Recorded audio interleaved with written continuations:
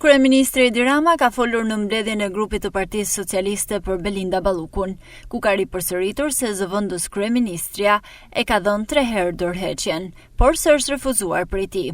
Ai ka theksuar se ndaj saj nuk është ngritur akuza për korrupsion, por për shkelje të barazisë në tendera, ndërsa shtoi se për të dhënë një mendim në lidhje me imunitetin e saj, do të duhet që fillimisht të përballet me 2 raporte të dala nga Këshilli i Mandateve.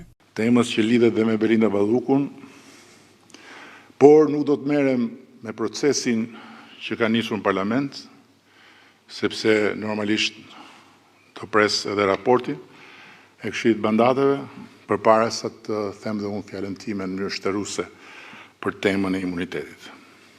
Por duhet ndaj me ju këtu diçka që e kam thënë edhe pa praninë e publikut përmes mediave.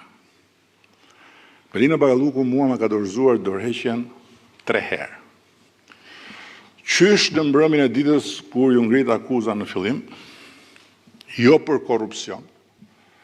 Se është shumë interesant që ndërkohë që të gjitha tenxherët bëjnë llogarit duke marrë shumat e shpenzuara për të ndërtuar të gjitha ato vepra, akuza nuk është për korrupsion.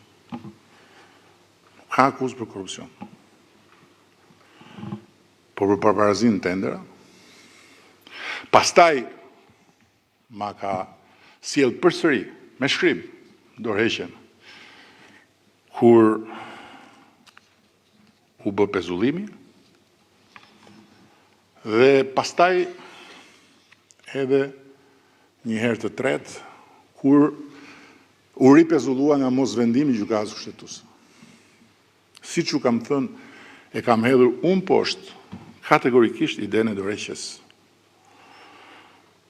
Dhe pse vlen kjo të përsëritet? Dhe pse dua që ta ndaj dhe publikisht? Sepse unë kam bindjen që në këtë fazë revolucionare të jetës institucionale të vendit,